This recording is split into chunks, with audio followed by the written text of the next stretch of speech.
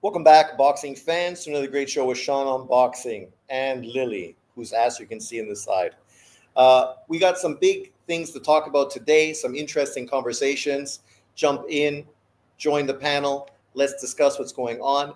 Obviously, I picked and choose some great topics through social media and current topics in boxing that I thought were interesting and would make for a fun conversation. Before that, though, I just saw a video actually saying that Andy Cruz was going to have a better career than Vasily Lomachenko because Vasily Lomachenko was not able to cross over into being a star.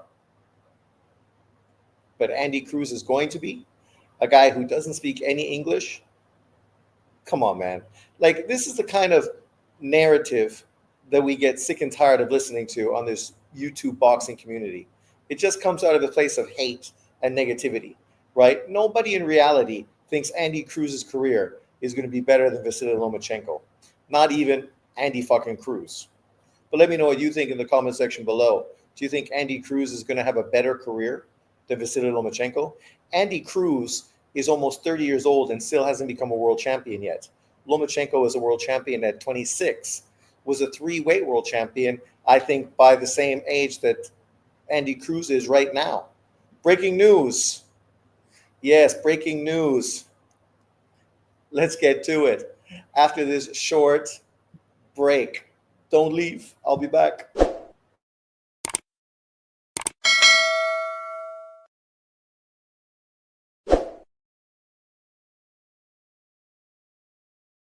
Welcome back. That's a shout out to my sponsors who pay for my videos. So I'm trying to give them some attention. Welcome in, everybody. Obviously, we got a great night of boxing. Guard and snake mentalities in the house. What's up, my brother?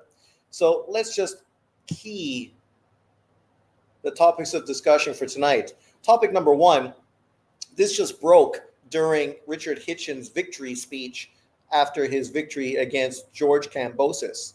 Obviously, the irony with this whole conversation was that Teofimo Lopez was walking around the ring, and it would have been the perfect opportunity for Hitchens and Lopez to face off against each other and potentially build up a fight between the two of them, right? And it would have been what you would think was a great opportunity to showcase the fight. But they were hugging and glad handing and, not looking as if they were interested in actually fighting one another at all. The guy that Hitchens called out, of course, was Devin Haney. I don't know how you guys feel about this potential matchup. People, I think Ring IQ today was discussing it and talking about how for Devin Haney, this is kind of a step down. You could fight Ryan Garcia, you could fight Teo, and those fights are obviously going to garner far more money. I think he was offered $8 million by Turki Al-Sheikh to fight Teofimo Lopez. $8 million.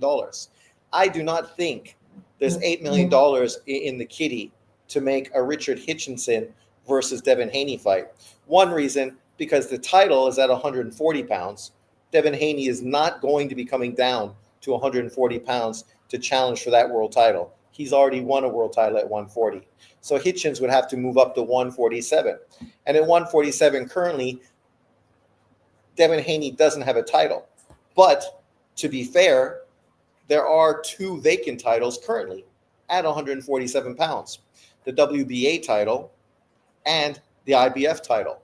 And obviously, Hitchens just defended his IBF title. So maybe what that means is that potentially, maybe, he could fight Devin Haney for the 147 welterweight IBF title. I don't know if that's going to work out, but that would be obviously something that could make the fight a little bit more worthwhile. A legitimate world title on the line, right? And the winner of that becoming one of three current world champions at 147 pounds. Obviously, with Howard with the WBO title and Mario Barros fighting Manny Pacquiao for that WBC title. If Pacquiao was to win, Devin Haney, Manny Pacquiao, that could be some big money for a unification fight. So obviously in this scenario, you could see that being worthwhile. But outside of that, is this really the kind of fight that Devin Haney wants? I mean, for Richard Hitchens, obviously this is the kind of fight he wants because this is a step up from his biggest fight which was just currently George Kambosos. But the comment section, let me know, what do you think? Would you be excited about a possible Devin Haney, Richard Hitchens fight? Garden Snake said, Hitchens versus Haney, I'd watch, but not excited for it. I think a lot of people feel that way based on Devin Haney's last performance. But to be fair, we've also consistently thought that Richard Hitchens was a very boring, similar type of fighter. He put on a much better showcase fight against George Kambosos. So potentially, we can't really hold Devin Haney's one bad performance against him. We kind of got to give him the benefit of the doubt that he would perform better against Hitchens. You know for sure he'd be bigger than Hitchens. I don't know if he's longer, but physically he's going to be way bigger than Richard Hitchens on fucking weight night. Like Devin Haney at 147 easily comes into the ring at 160 on fight night. Richard Hitchens, he would be coming in probably at 150 pounds max, I would think. I can't imagine him putting on much more weight than that, because even in his fight with George Kambosos, he still looked real lean. He didn't put on a lot of weight, I think, from the weigh-in to actual fight night. So I definitely don't think he's going to have the advantage physically against Devin Haney. And any power he does have currently at 140 pounds, putting on that extra weight, moving up to fight bigger fighters, you could imagine that it's just not going to be nearly as powerful as it would be at 140. Not that anyone thinks Richard Hitchens is somehow a knockout puncher at 140 pounds. Hitchens versus Kambosos had a rehydration clause. Well, no, Jay Cool. What it has is the IBF next day weigh-in clause, which is every single IBF world title fight, unless it's a unification. So let's not act like George Kambosos put some rehydration clause on. The IBF always has a 10-pound rehydration on their world title fights, unless it's for unification. But above and beyond that, he didn't look like he put that much on. That's the same as no, it's not the same as a rehydration clause, because whenever you talk about the IBF, this is the standard. When you say a rehydration clause, it sounds like somebody put Richard Hitchens in an awkward position that was unfair to him. And that ain't the fucking situation, because he chose to chase after the IBF title, knowing that this is one of their rules. That's why when anybody at the IBF moans and groans about the IBF next day weigh-in, it's like, why are you crying? You fucking know exactly what you're getting yourself into. You could have went WBA, WBC, WBO, and not had to deal with this problem. So I don't want to hear people bring that up and make it sound like it's a negative. It ain't a fucking negative. You know it's there. You chose to go that direction, so own it. Embrace it. IBF is a 12-pound rehydration clause now, not 10 pounds, right? I'm not sure if they've changed it. That would be probably a little better, considering how much people balloon up in weight now. An extra 2 pounds probably is a little better than 10. But in the good old days, I mean, people were down with this because it made sense not to let guys rehydrate fucking like Devin Haney does, 25 pounds above the weight.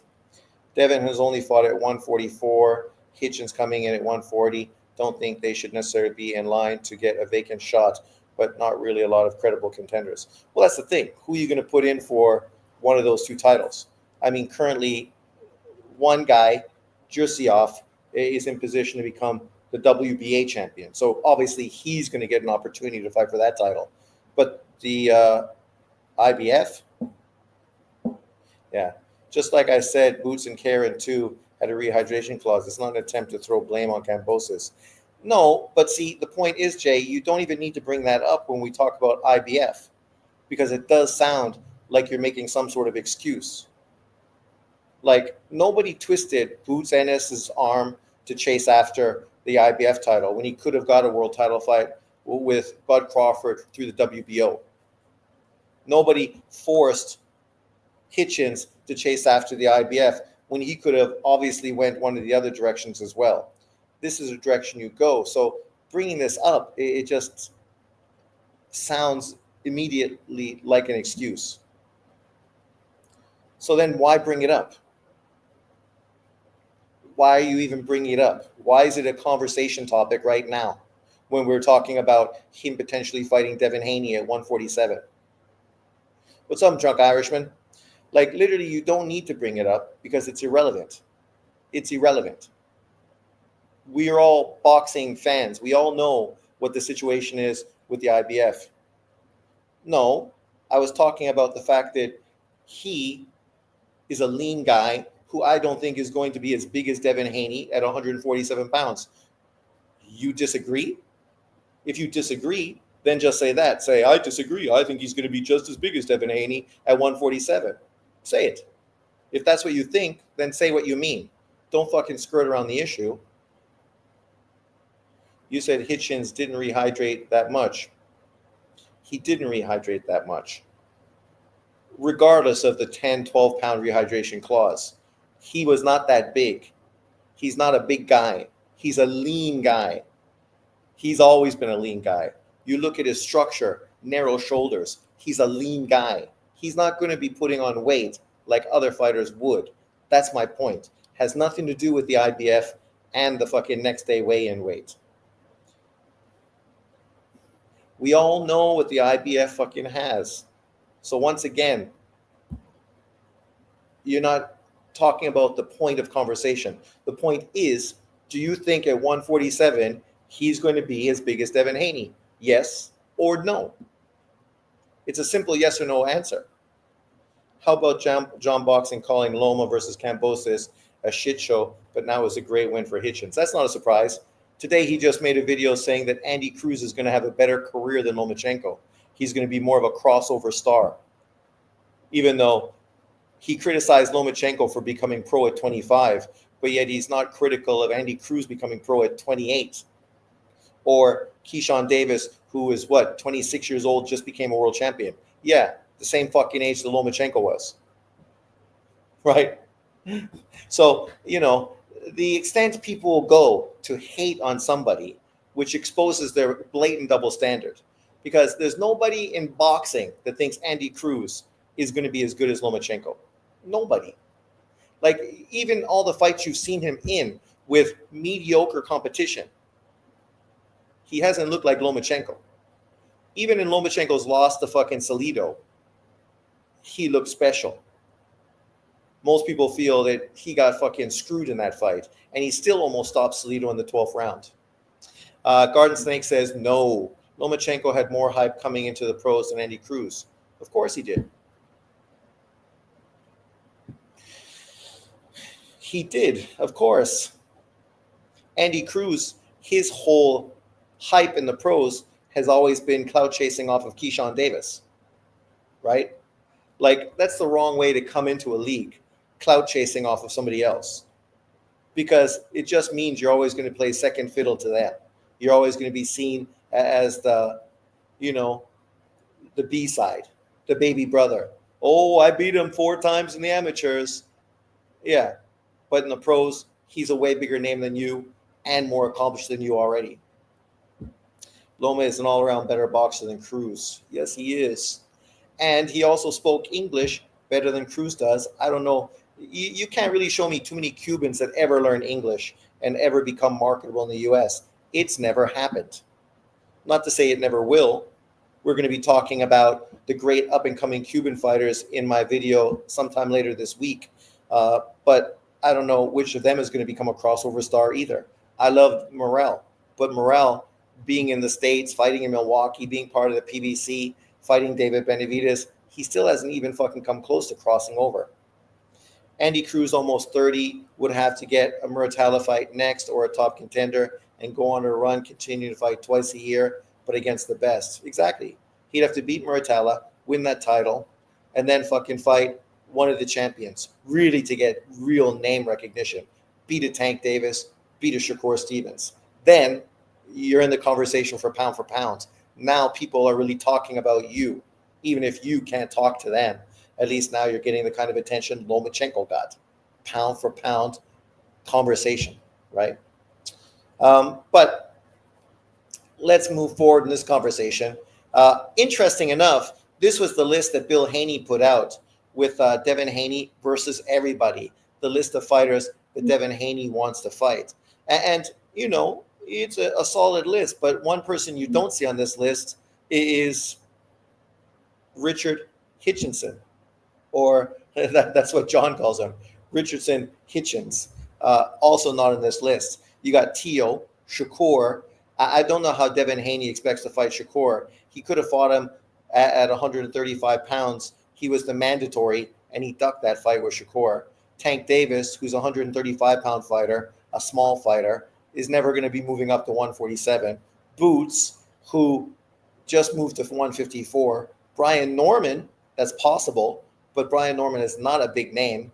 Mario Barros, that's who he'd love to fight because he already was calling him out like fucking over a year and a half ago. Keyshawn Davis becomes a possibility now. Keyshawn Davis, with the negativity that just happened, him moving to 140, potentially a fight against Devin Haney could restart all the hype that people had recently with him. And he kind of shot himself in the foot. Rolly Romero, that would have been the most logical fight. You figure this would have been the fight that Turki Al-Sheikh pushed. Haney, Rolly Romero on, Saudi card. But for some reason, Rolly is going after the winner of Barrios and Manny Pacquiao. Conor Ben just fought at 100 and fucking, 60 pounds.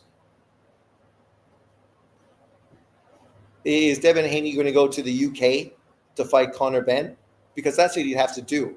Because Conor Ben is easily the A side. What's up, Jay Perez? Devin Haney is definitely the B side in this fight. And then, of course, Ryan Garcia.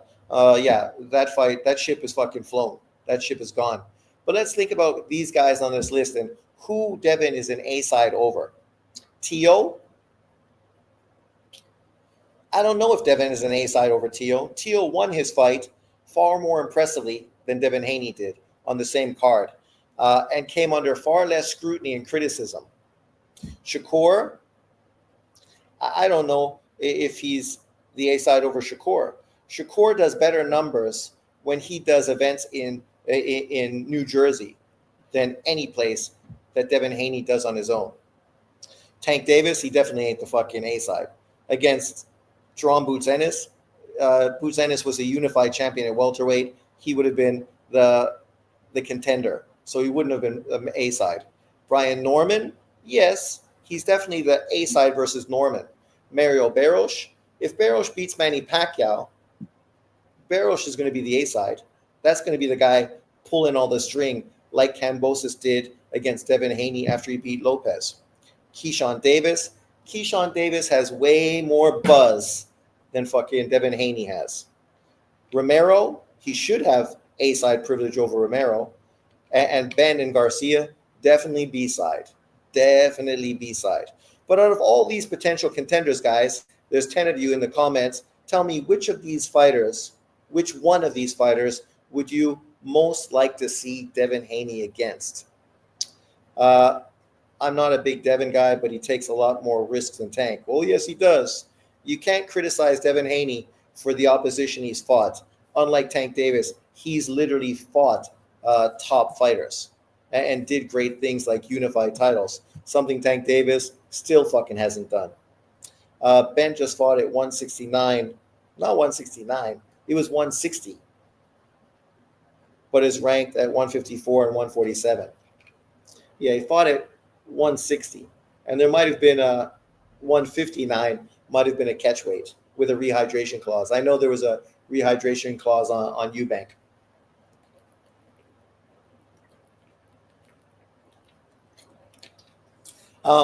But he's the A side, right? He ain't coming to America to fight Devin Haney.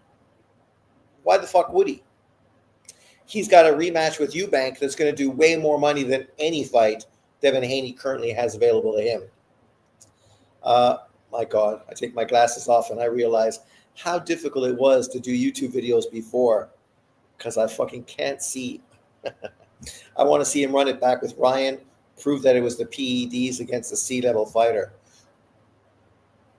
Fair enough, Stringer from above. Fair enough. It's just unfortunate that Ryan lost to Rolly and a lot of the momentum from that fight died on the branch. I would say right now, the fight that I would have preferred would have been the Teofimo Lopez Devin Haney fight, right? Especially with Teo calling out Boots Ennis at 147. So there was no reason not to do that fight at 147, especially now. Potentially it could be for one of those vacant titles. But, yeah, Obviously, that fight didn't unfold, and you can blame whoever you want. I mean, it's irrelevant. Playing the blame game doesn't fucking get a fight done. I know that some guys are huge Devin Haney fanboys, so they're gonna, of course, blame everything on Lopez. But Lopez said the money he was offered from Turkey wasn't the money he was offered later, so he said, "Fuck that shit," and it's his prerogative. I have no idea really what the negotiation was, how much money was offered, so I'm not in a position to comment. It's just a shame the fight didn't get done. Turkey should have came back with the rematch right away. Yeah, you say that, but the reality is Devin Haney hadn't fought in a year. Ryan Garcia hadn't fought in a year. The buzz wasn't what it was early on, right? It died a lot because after 1 year, the hype after the fight, people forgot the fight. All we heard was the PED shit and fucking suing someone and all the drama. So a lot of the hype from the fight, people don't even remember the fight.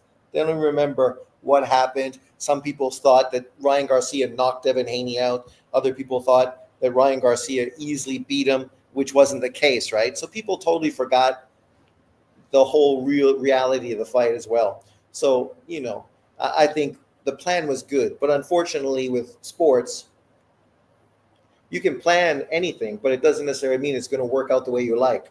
Just ask Charlo and Plant. People at 140 are too big for Tank until an old Pac-Man fights at 147 or Jake Paul are next up. I know, but when all you care about is money and you don't care about legacy and you got a bunch of fanboys that fucking don't give a fuck about boxing, all they want to do is blow you and look at your fucking tattooed legs, then it is what it is, right? Like, I mean, they're going to give you a pass constantly, a pass they never give any other fighter in boxing history. But they will give Tank Davis every pass in the world, and they will say, "Oh, well, Tank told you he's not really interested in legacy." Oh, so that means we shouldn't criticize him. We should give him a pass because he told us he doesn't care about legacy. Ryan Garcia told us the same thing. So we should give him a pass because he said he doesn't care about legacy. Get the fuck out of here. Tank don't need legacy. Well, he does if he wants to be remembered.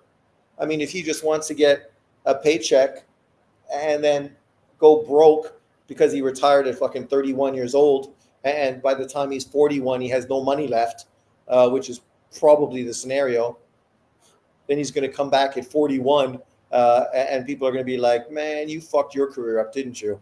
All because fucking you were running around listening to Al Heyman and Floyd Mayweather. Shame, I like Tank in the ring style outside of that. Colin Kaepernick in the ring. Fucking tell me about it. He's going to fucking talk more about his career than actually what he did in his career. But, it is what it is. Here we go. So which of these fighters do you think is going to end up getting a loss on their resume first? And am I wrong? It says Devin Haney has a draw. What draw does Devin Haney have? Isn't Devin Haney currently 32-0? Or is he 33-0? I know we don't have a draw because that Ryan Garcia fight don't count. It was gone off the fucking resume. So whoever made this graphic, they must be a Devin Haney hater because that shit don't look right at all. But out of these fighters, who do you think is going to take the first loss? Obviously, you got Crawford, right? And Crawford has a big fight against Canelo Alvarez at 168 pounds. Very dangerous. Haney right now, it's up in the air who he's going to fight. But he's calling out good fighters. So whether he fights a Rolly Romero, whether he fights Hitchens, whether he fights a Tio, it's going to be a good opponent whenever that does get done. Tank Davis obviously has a fight going on right now against, what's his face, the guy that he should have beat, who he pulled up in weight. Right? Imagine, ask John why he was so angry that Lomachenko fought Mariaga, pulling him up a weight from 126 to 130. But when Tank Davis consistently pulls guys up from 130 to fight him, somehow he gets a complete pass. Crazy, right? It should say 32-0. There you go. Junto or Anui. Well, let's go. Anui is obviously fighting MJ next, right? Which is going to be in September. Junto just had a fight but it looks like he's probably going to have one more fight to end the year. But the opponent's up in the air. We don't really know who he's going to fight. If he fights one of the other world champions for 3-belt unification, or potentially moves up to 122 just to take a feel fight at that weight before fighting Inoue next year. Then, of course, you got Bam Rodriguez, who's got a fight coming up this month against the South African fighter who beat Tanaka, sent Tanaka into retirement, really, if you want to say that. And then, of course, you got Usyk, who's got a fight coming up this month as well, or next month, whenever it is, against Daniel Dubois, who some people feel stopped Usyk and should be the undisputed champion in boxing. So who do you think is going to lose their title first? Let me know in the comment section below. A fighter that doesn't care about legacy is a fighter I don't care to watch. That tells me you're here to finesse the public, never giving us the fights we want. The mofo successfully ducked Lomachenko. Shake my head. Well, that's the thing. See, you can't talk about somebody being pound for pound or the face of boxing when he's never tried to be fucking a guy who fought for legacy, right?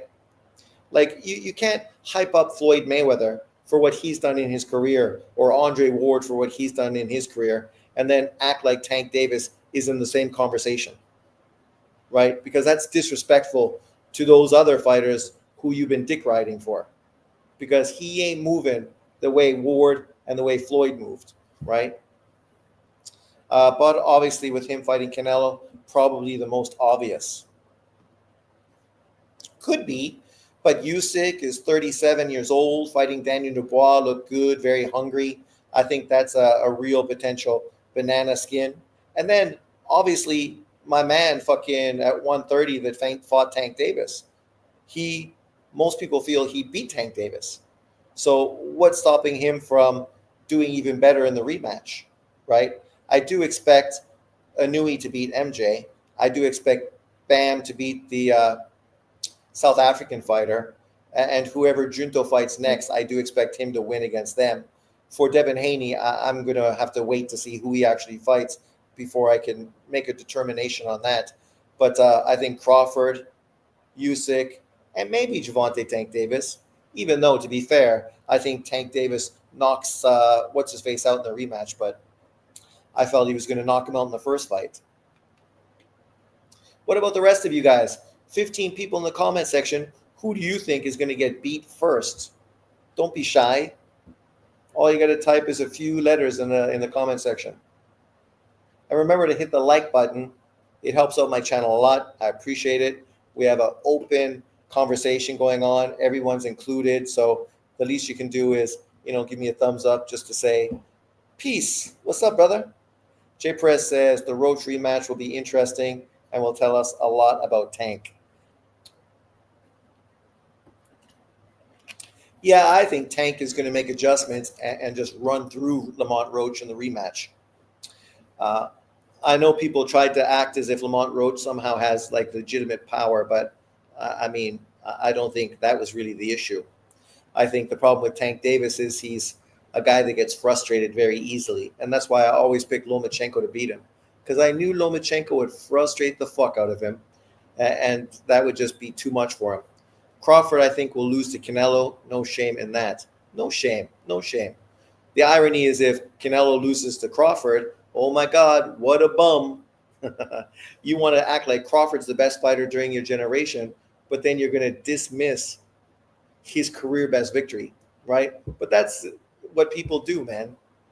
Sean, how do you think a prime Mikey Garcia does against Dev Shakur at 140, 135? I think Mikey could beat Devin at 135, maybe 140, even though that obviously wasn't Mikey's best weight. He was very short and small statured at that weight. I think Shakur beats Mikey Garcia pretty comprehensively. Potentially Bud. Hitchens ducked Matias. Yeah, he did. But at the end of the day, he beat the guy that beat Matias. So, he beat the guy that beat the guy. So that's exactly what you want to do in boxing, right? Beat the guy that beat the guy. Dry turkey. Are you just in your feelings because you're a Devin Haney fanboy? Is that why you're coming out with this response right now? Because I think the response I was asking now is who you'd like to see Devin Haney fight next, and who on this list you think is going to lose their first. I don't think anybody was talking about Hitchens ducking Matias. It's irrelevant. Matias is going to fight Puello. If he beats Puello, maybe we can get a unification fight between him and Hitchens and solve that backstory.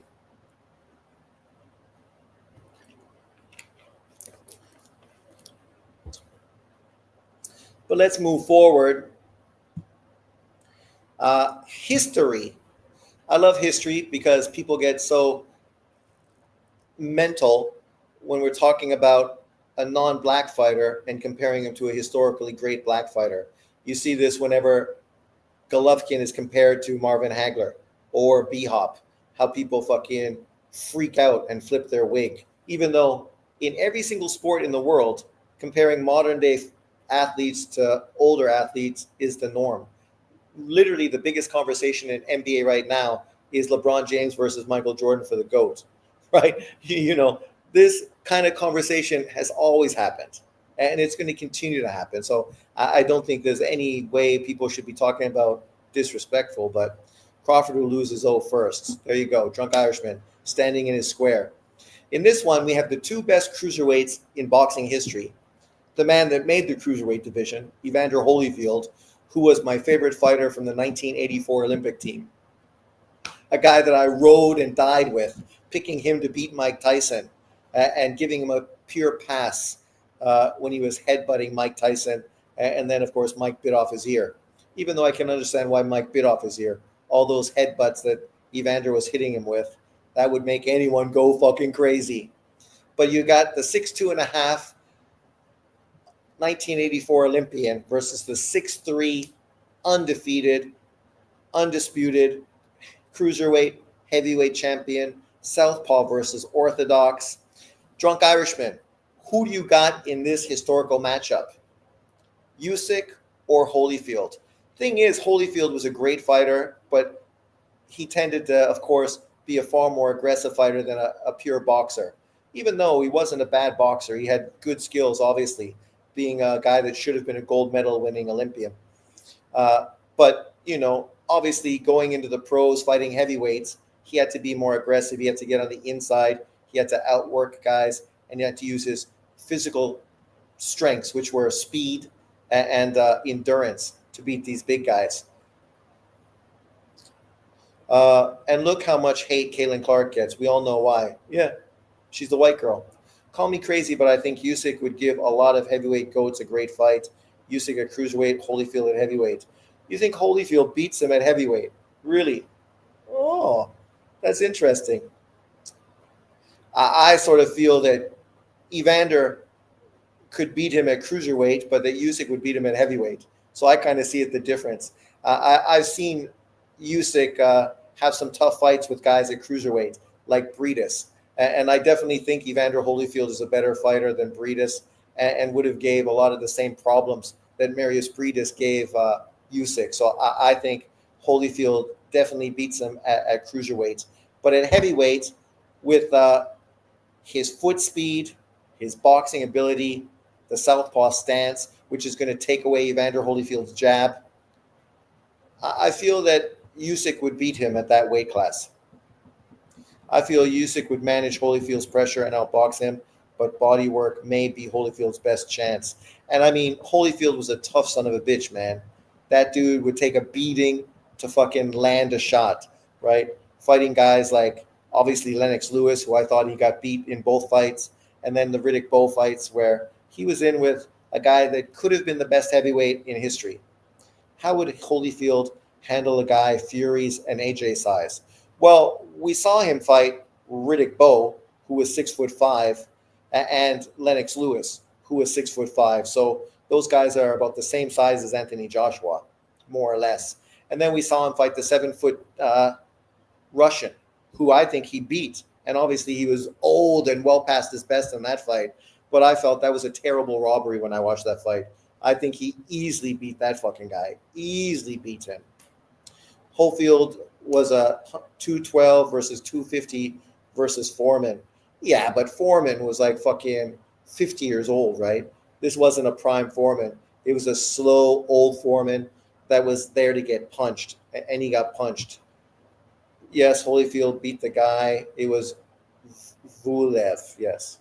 But then we also saw him get beat by guys like James Toney and guys that were not great, even though obviously this was later on his career. Hairy, tall caveman. Fucking that guy. Bald head, but hairy like a beast. He is the Neanderthal. If you've ever wanted to fucking label a guy a Neanderthal, that dude's the guy with his fucking head and the shape of it. Jesus Christ. When somebody calls me a Neanderthal, I take offense because I think I don't look like fucking Valueth. No chance. I got a normal fucking head. And I'm not hirsute. If you don't know what hirsute means, it means literally you're fucking covered in hair. I have some hair, but I'm not hirsute, not by a long shot. Here's another great one, a great matchup. Obviously, this one shouldn't offend the usual suspects because there's no black American fighter in the conversation. But Roberto Duran versus Manny Pacquiao. Who do you think would win this fight at 135 pounds? Obviously, Duran's best weight and the weight where Manny Pacquiao was also a monster with crazy power and crazy speed. Looks like he should have been a James Bond villain. He should have been. I'm surprised he never ended up getting a part in a movie like that. Duran all day. Oh, you think Duran could have dealt with his speed? Duran versus Pac-Man. Wow, I'm going Duran. If you cross Valuev at night in the streets of Moscow, you change your side of the street. Well, if you see him in Moscow, you'd think a fucking polar bear was walking on the road. Big giant motherfucker. Throw a fur coat on him and you're going to think, Jesus Christ, where am I? That's probably what he does now. He's probably a fucking bodyguard for some mafia guy just standing in front. Obviously, I'm a huge Pacquiao fan. I never liked Duran because I was a Sugar Ray Leonard fan. So I despised and hated fucking Roberto Duran. Obviously, now I respect him and I appreciate him and I like him a lot more after I've learned a lot more of him and, sort of see the whole side of the story. But being a Leonard fan, I fucking hated Duran. And when Leonard ended up losing that first fight with Duran, I was so fucking broken up. I was still young.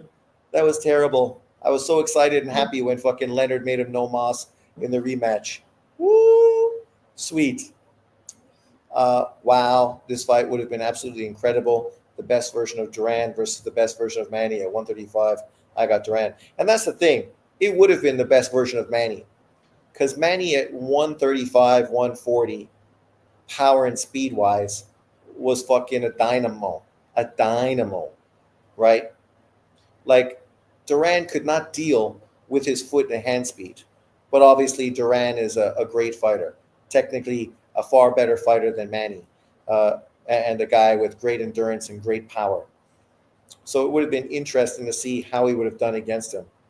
Could Pacquiao deal with the nonstop 15-round action of a prime Mano de Piedra? I think Pacquiao back in the day easily could have went 15 rounds. The guy was throwing, 12,000 punches or 1,200 punches in a fight. Like, I don't know if Duran ever fought anybody that threw that many punches in a fight. Like, Leonard was a very busy and active fighter, but Leonard wasn't throwing as many punches as Pacquiao was.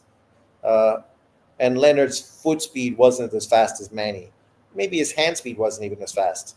But obviously, he was taller and longer and brought up other issues. But it's a great fight. I would love both of those fights. If you could turn back the clock and make both of them, I would be eager to see who would win. And to be fair, you can't lose, right? If Holyfield beat Usyk or Usyk beat Holyfield, as boxing fans, we're not losing. And Duran versus Pacquiao, we're not losing. We're not losing because, these fights are fucking incredible. Incredible. But that's why I wanted to talk about them, because these are fights, man, that, a lot of these casual channels, they're not really boxing fans, so they don't even think about boxing as far as this as a sport. Ah, this was interesting. I saw this a while ago and I forgot to put it on one of my other videos. But this is the Golden Boy versus Top Rank 5-on-5. There was a point where they were discussing potentially doing this matchup. So, boxing scene came out with this as their version of 5 matchups that they would have loved to see between these two promotional companies to kind of emulate what Eddie Hearn did with Frank Warren in the UK. Duran could do to Manny what Marquez did to him, but Pacquiao in his prime was so fast and powerful. Thing is, Marquez took 4 fights and steroids to finally fucking be able to do that. You think John the professional victim, is watching from the bushes? Probably. Who knows? He was hating on Lomachenko again today, so, this guy's got no shame. No shame. And then he lies on his channel. When I tell you about my prediction league, why do I pick split decision and majority decisions in fights? Does anyone listen? Does anyone know why I do that? Because I say it every time I do it. This is not my legitimate prediction. I predicted that Hitchens would beat George Kambosos by easy, unanimous decision, right? And I also felt that Cruz would beat the Japanese fighter by easy decision. But I can't say UD because I don't get a lot of points in the prediction league by saying UD. But if you get majority decision or a split decision correct, you get bonus points. And if it just becomes unanimous decision, you just get the same points as anyone else. So that's why you pick that way. But he literally shit on me saying that, I said it was going to be a split decision. Anybody that watched my prediction video knew that I gave fucking George Kambosos 0 fucking chance of beating fucking Hitchens. 0. Stringer JB is now predicting Andy Cruz to be greater than Lomachenko. Imagine that. Imagine that. The stupidity.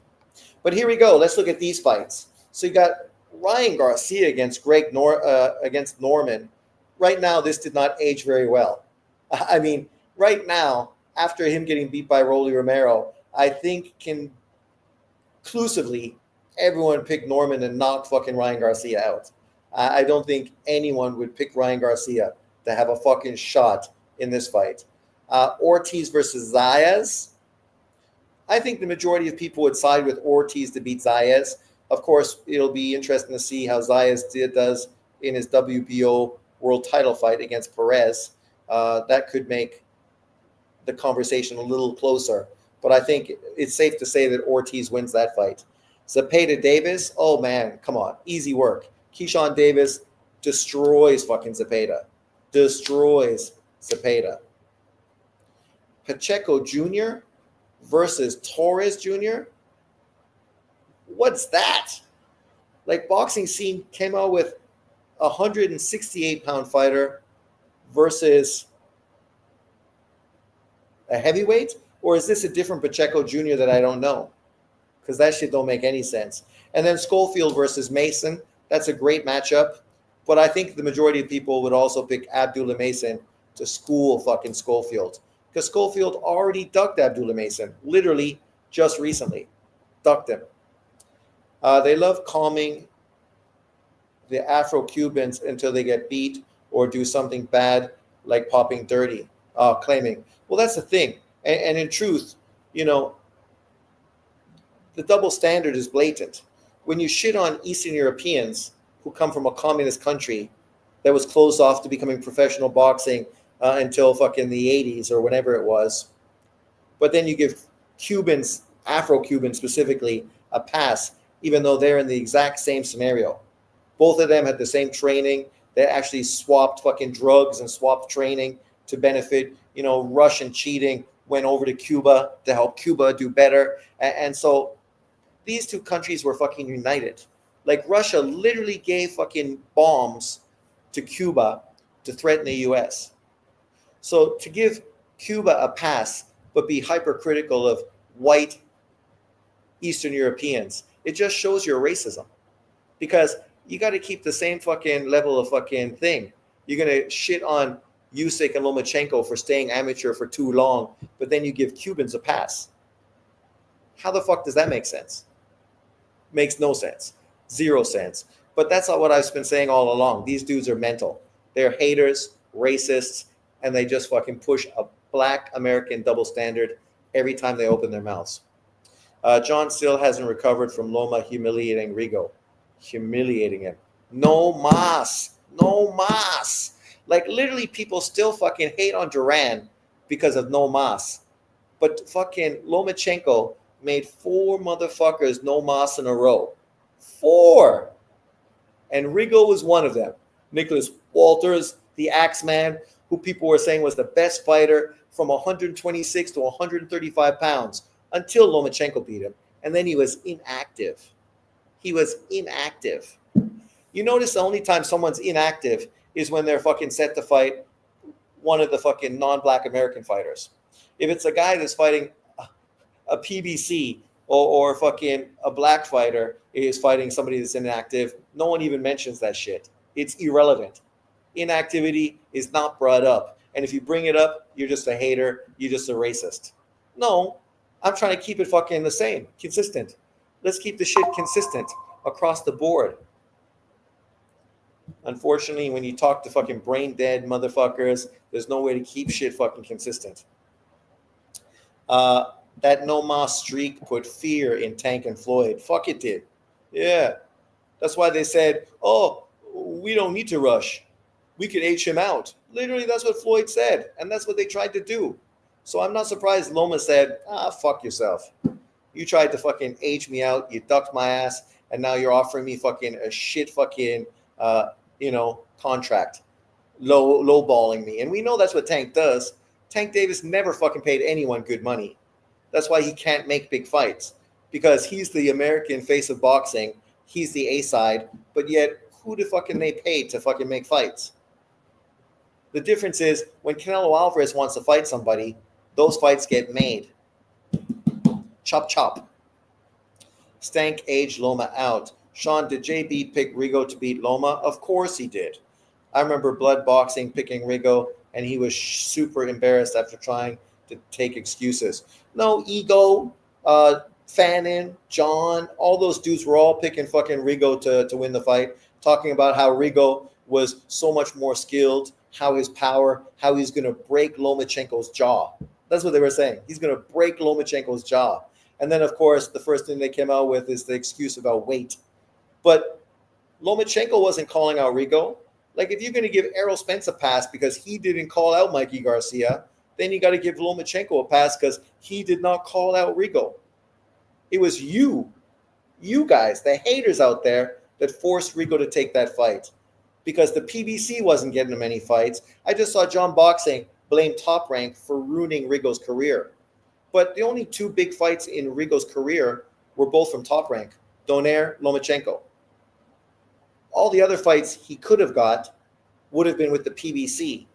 But Al Heyman told fucking those guys, don't fight him.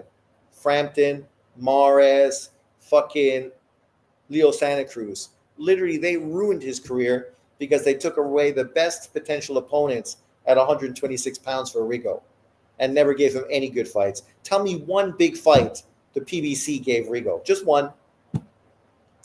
Bum-ass opponents. And they said Rigo was too small. Salute, Young Hungry Lions. Rigo still hasn't won a legit title since he quit against Loma. At least Duran went on winning more titles in multiple weight classes. Now that's greatness. But that's what greatness is, right?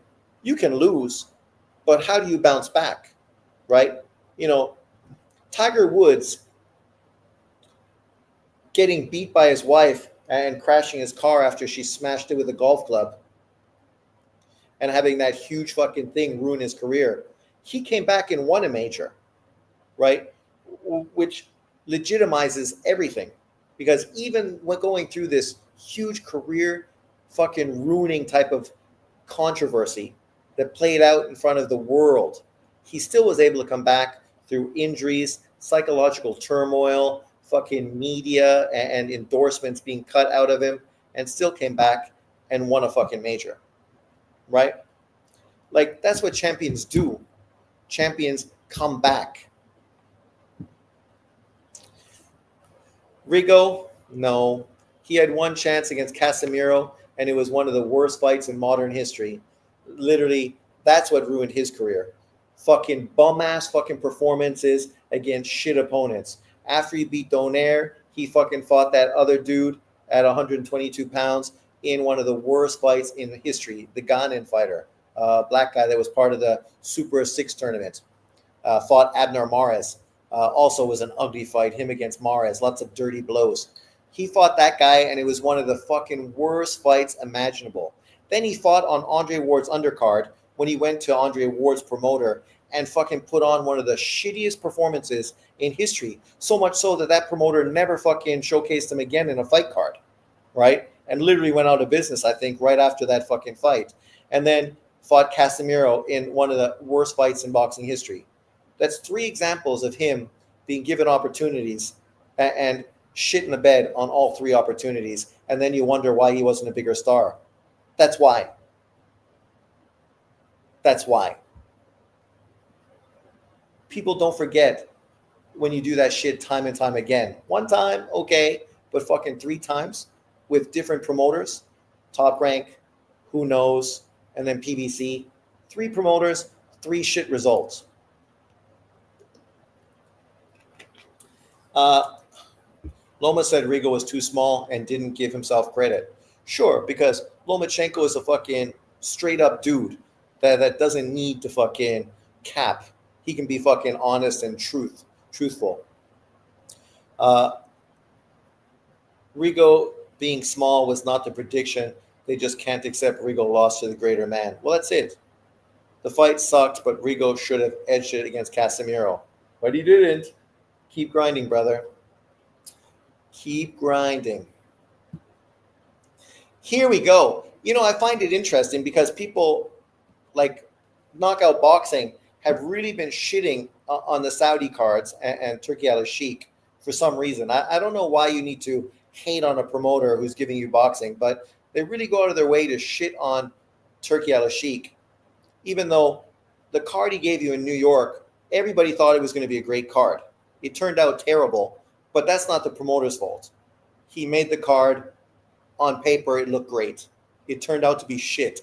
That shit happens, right? We just saw Hitchens and Kambosos, Cruz versus Machino. Myself, and I'm sure many people thought it was going to be a boring card and was going to turn out to be crap. Turned out to be great, right? Because that's boxing.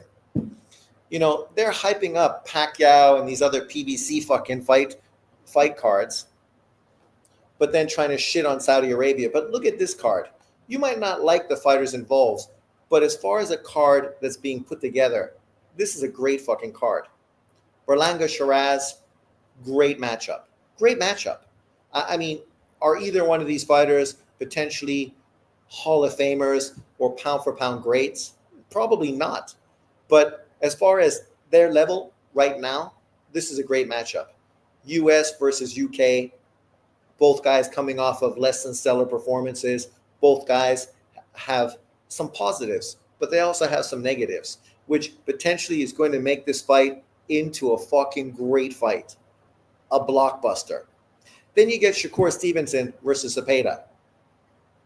This is what people have been asking for all fucking along. Shakur to fight a top fighter, an aggressive come forward fighter to potentially get the most out of him. He's getting him against Zepeda. We saw Zepeda struggle with Farmer. So in truth, you figure Shakur should be able to up it from what Farmer did and be even more impressive going in there and fucking beating the crap out of Zepeda.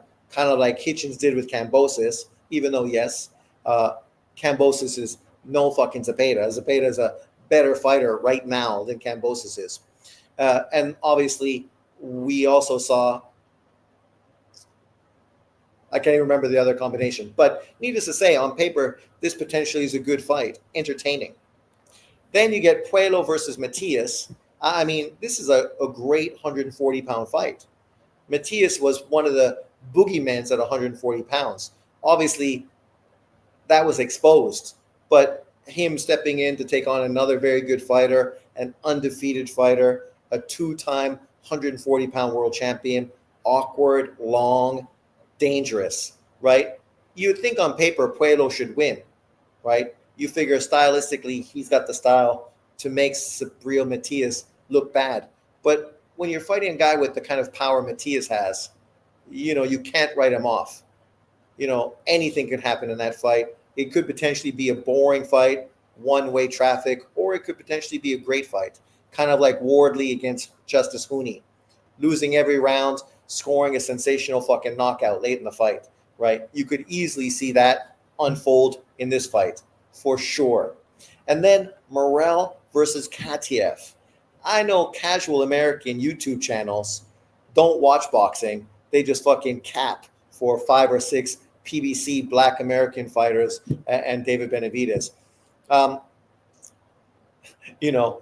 Benavidez is great, but now they're not even excited about Morrell's bounce back fights. Morrell fighting Katiev could be the best fight on the card. It could be totally the opposite. It could easily be one-way traffic, Morrell fucking sending Katiev into early retirement, like he did against the Kazakhstani fighter he fought before. But on paper, Katiev has looked great, dynamite, fucking dangerous. And then you throw him with Morrell, who I'm super stoked about. I know he lost to David Benavidez, but he's young, didn't have many pro fights. I think he's going to learn from that and get better because of it. I think this fight is fucking dynamite. Dynamite.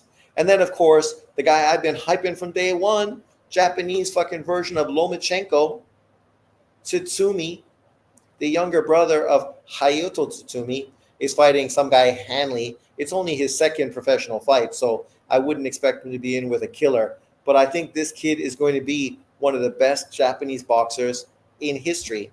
Is he going to be better than Inoue or better than Junto? Maybe not, but he could be great and not necessarily be better than them, right? You don't need to be better than those guys to still be considered great. Hooney didn't look hurt.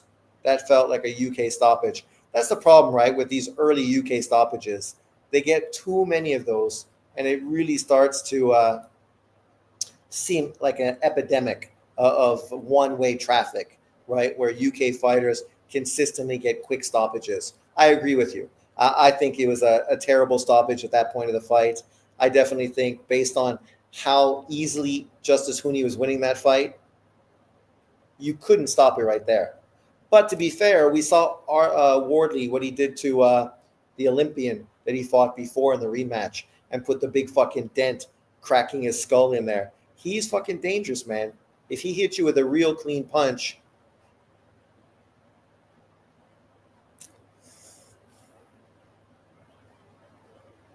we could be talking Deontay Wilder, taking a body. Like, you could really imagine that happening. So in that sense, I can understand. It's not smaller fighters, it's heavyweights. And we've seen the kind of fucking concussive power Wardley has. The shit is fucking big, big. So you wouldn't want to see a guy that's injured, not fucking fully recovered, get in there and get hit clean, because that could be the end of his career and possibly more.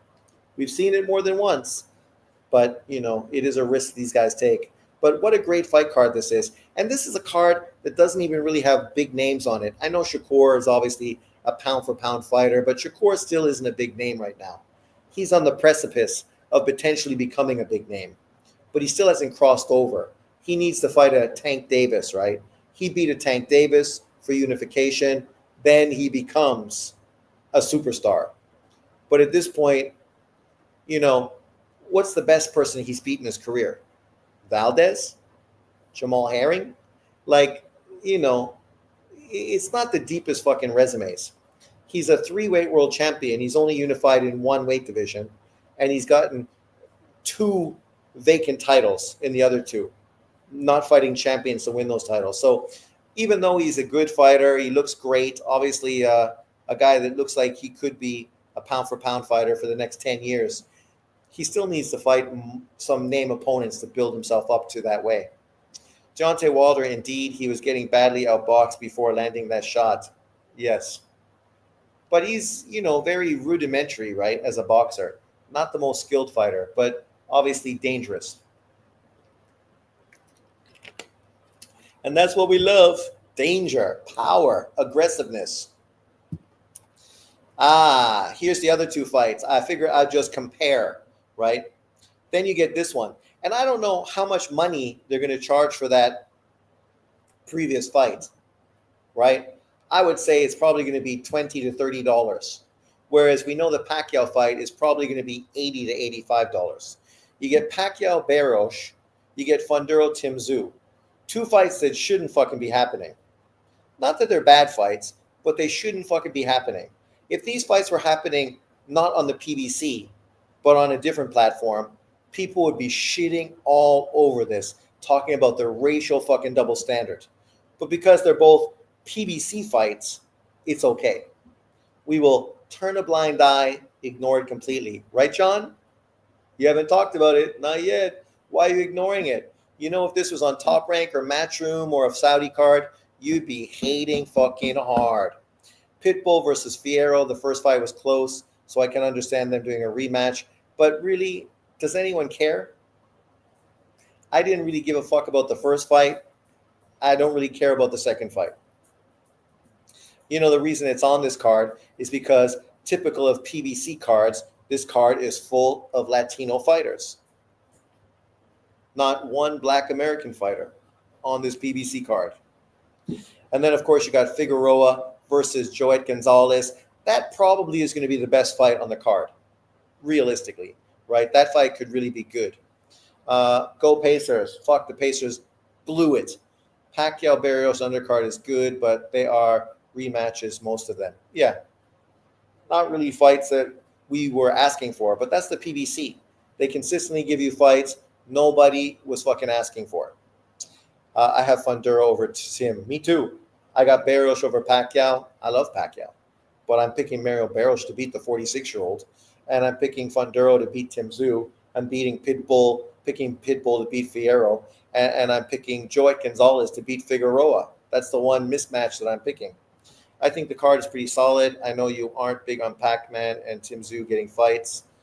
It's not that. It's just that it's a blatant double standard when you're going to criticize Lomachenko for getting a fucking vacant title fight against George Kambosos.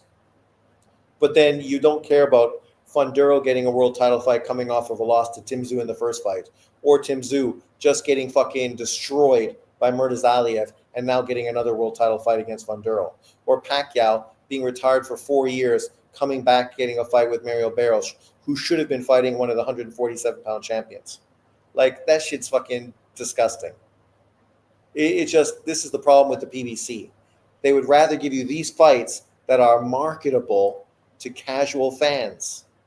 That's what they do. And then you got these YouTubers that act like somehow they're doing these great things for boxing. But if it was another promoter doing it, they would be hyper fucking critical. The thing about Joet, he's durable. He is durable. What's up, Jaime? I don't know about Funduro beating Tszyu. I don't rate Funduro. He's looked good in his last fight. Murtazaliev is going to get the GG treatment. No one will go near him. That's probably true. Luckily, he's in the IBF, which means the IBF is going to mandate opponents to fight him. But it doesn't necessarily mean the opponents are going to take the fights. We saw when Hrgovic was the IBF contender, and they were trying to get him an opportunity to fight for the world title. None of the contenders would fight him to give him that interim fucking fight, right? And they were going through the whole list, and nobody wanted to fight him until, of course, somebody does fight him and then beats his ass. But then we look at this Matchroom card, or not Matchroom, sorry. It's not, oh, it is Matchroom. Oh, surprise, surprise. Lubin, Conwell both tried to fight him. What are you talking about? Lubin is being put in position to get a fight with him. Conwell, what was the onus for fucking Murtazaliev to fight Conwell? Conwell is nobody. As we saw, he got beat by Perez. Like, you're trying to get a unification fight, and David's pushing fucking mediocre contenders. right? Not one of these fights are going to generate big money for Murzalia to make fucking a big payday. He waited so long, got fucking paid off and ducked by Charlo for so long. He finally got his title. He wants to fucking get a big fight. He doesn't want to fucking be fighting dudes like Lubin, who's got like 3 fucking world title opportunities, blew every single one of them, or Conwell, who just, obviously wasn't that good. Conwell had a fight already lined up. He called him out. I get it, but still. You're also the guy pushing Ramos, a guy that already got exposed as well, fucking to Lubin. Like, those guys need to fucking step up and do something to grab some attention, because right now they're all mediocre. Mediocre. All of them. But then we look at this card from the UK. Obviously, this is primarily a UK card, but in saying that, this is a fucking good card. Moses Atama, one of the most hyped prospects in boxing, fighting Dillian Whyte. Great matchup. Obviously, Dillian Whyte, very, very good heavyweight, great history, great legacy, great resume. Moses is still a kid, only 20 years old. So it's a good fight for him, even though I think Moses kills him inside 4 rounds. Nick Ball versus Sam Goodman, great fight, right? Like, Sam Goodman was obviously lined up to face Inoue. Nick Ball wants Inoue. So now he fights Sam Goodman. He beats Sam Goodman. It helps build up that potential fight between him and Inoue, right? There's like obviously a backstory with that whole situation. Raymond Ford versus Anthony Kakache, great fight. Great fight. I mean, Kakache has really been on a whole fucking new level. Like, this guy in his 2 big fights has surprised everybody. Fighting like nobody could have imagined this dude fighting. He's literally fucking shown up and shown out. And he's going to have to do that and more against Raymond Ford, the Savage, because obviously Savage got a lot of things to prove. Obviously, he lost to Nick Ball. He wants to get in there and go back to the UK and fucking redeem himself. This is his chance. Big money, go to the UK, fight Anthony Kakache, and then get Sugar Nunez in the rematch, or Sugar Nunez for the world title. Then Tatsumi's brother, Hayato. There he is. Both brothers busy, both on different cards against some dude I don't know. Obviously, some guy that's related to Saudi Arabia. Tatsumi is in line to get a world title fight soon as well at 130 pounds. And then Filip Hrgović versus David Adeleye. Like, you obviously got to be a real hardcore boxing fan or from the UK. And if you are, you will love this fight. Like, I think this is a great matchup. Adelaye's a hard puncher, an aggressive fighter, right? Filip Hrgović, the same thing. This fight's can't miss. Like, I would say that's probably the fight on the card I'm most excited to see. I think the Kakache Ford fight will be good. And maybe the Sam Goodman Nick Ball fight will be good. Tatsumi, I think, wins easy. Atama, I think, wins easy. But Hrgović versus Adeleye, I think that's going to be fucking dynamite. Dynamite. Where are we? Make Ramos versus Murzalia. How did I know you're going to say that? I said it even before you said it. Have fucking Ramos actually fight somebody. The whole division is mediocre. I've been saying that ever since Charlo was undisputed. Nothing's changed in the division. Now that Bud Crawford left, it's went back to mediocrity. I've been saying this, and yet people act like it's just full of killers. No, I agree with you. I want to see Espinoza move up to 130 and face off with Kakache. Oh, I think Espinoza beats Kakache. Moses and White card way better than the Pacquiao card. Great matchups. I think so. But of course, because it's a UK card, these delusional fucking fans that just want to blow fucking Al Heyman, they're going to fucking rather pay $85. How much is this card going to be in the UK? 25 pounds or $25 American or whatever it's going to be. I'm not sure what you guys pay in the UK. I'm not into ball fighting 122 guys, into Honey and Goodman, but I get it. Those guys kind of set up the Inoue fight. Well, I think that's why he's doing it, right? Common opponents, even though obviously Inoue didn't fight Goodman. But that fight with him and Inoue is like this fucking close. Turki Al-Sheikh is all over that fight, right? So literally, That fight is like this close to happening. So you want to fucking fight people that are going to keep your name connected to his, but you don't want to fucking risk getting beat in the process. I thought Hrgovic was going to face Frank Sanchez. Actually, this is a better matchup. David Adelaide is a way more exciting fighter than fucking Frank Sanchez. Like Adelaide is a hard punching, aggressive fighter who's going to bring the fight to Hrgovic, just like Hrgovic fights. He ain't going to be trying to fucking slick Cuban himself out of the fight. Australians been telling me Terramona, Sparks Moses. Bullshit. Bullshit. He looks good, but man, those dudes need to fucking slow their roll. That guy ain't ready for fucking Moses. Moses beats him up and stops him inside 6 rounds. That guy is too wide open for looping right hands. Yeah, I agree. Ramos is fighting bums. But, they're Australian, New Zealand. I expect them to support, somebody from their region, Go, go, go. I get it. I got no hate for them. But it's fanboyism. That's what it is. Fanboyism. The question is, would he beat Justice Hooney? Because I think Moses Itomo beat Justice Hooney. And that's why Justice Hooney didn't want anything to do when there was conversation about him fighting Itoma. I'm not a Floyd fan, but someone asked a question about him matching up with all the current guys at 154. He beats them all, but Funduro would be tricky.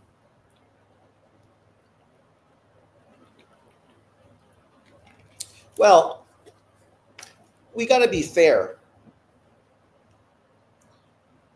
Floyd at 154 is really undersized. So even though he had success at 154 against 1 or 2 opponents, if you're going to put him in with multiple guys of different styles and different physicality, eventually he's going to get beat because the odds are just against him, right? Funduro, it would be tough because of his reach and length, but, and there's a bunch of other fighters that are all different. So it would be interesting. Like, even Bud Crawford did not look fucking dominant when he moved up to 154, right? At 147, he literally was knocking out every motherfucker. All different styles, all kinds of fighters, killing them. But once he moved up to 154, some of the shine came off because literally you're dealing with much bigger fighters. So it's a whole different ball game. Even if you're a great fighter and super skilled, you're talking about bigger fighters, right? Stylistically, I mean, Duran lost to fucking Kirkland when he moved up to bigger weights. And Kirkland is not seen as a fucking Hall of Famer because that's what happens. Canelo versus Bud press conference this Friday and Sunday should be fun. Frank Sanchez is done. Laugh out loud. That roid pharmacy over there with Reynoso messed up his knee. Ramos and Bohocuk would be too slow for Floyd. But it's not about being too slow. If they would be aggressive and put punches together in volume and use their length, right?